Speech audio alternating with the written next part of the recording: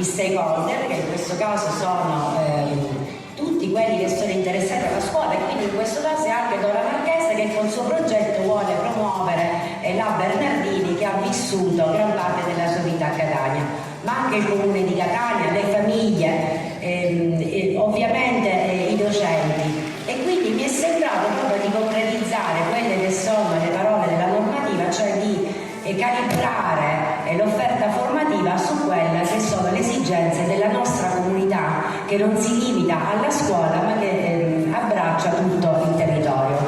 Quindi grazie a Dora, grazie ai miei splendidi docenti e ovviamente agli alunni che si fanno coinvolgere in tutte le forme. Grazie ancora, grazie.